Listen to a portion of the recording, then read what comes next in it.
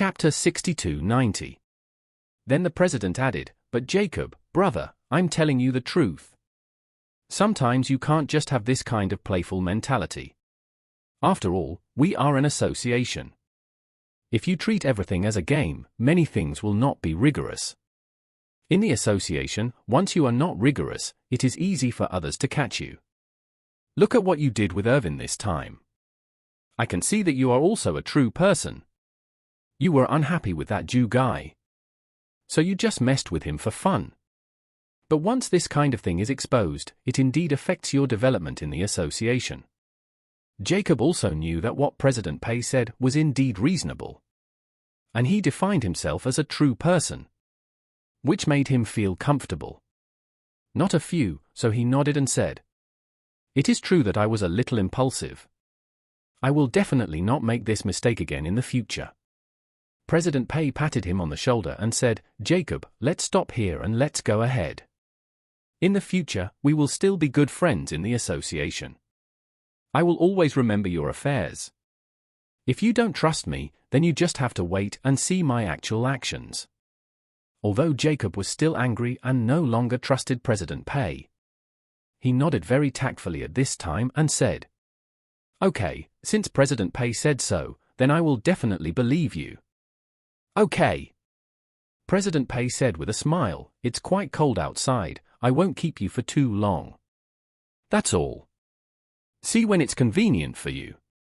If you don't have anything to do recently and want to come back to work early, then come to the association tomorrow morning.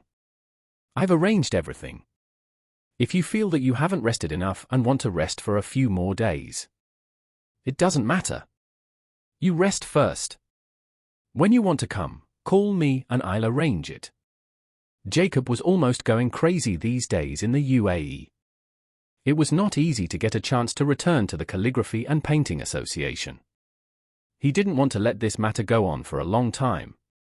It's safer to quickly complete the procedures and get the position of director in his pocket.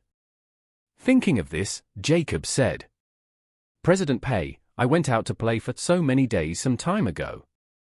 And I've rested enough. I'll report to the association tomorrow." President Pei said happily, "Okay.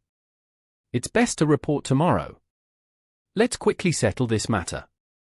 "Okay," Jacob said, "then see you at the association tomorrow morning. It's getting late. You should go back and rest early." "Okay." President Pei nodded and said, "Then it's settled. See you tomorrow." The two said goodbye at the gate of the community. Jacob turned around and walked home happily. President Pei was also happy and returned to the car with a sense of relief. As soon as he got in the car, he said to his wife, "It's done."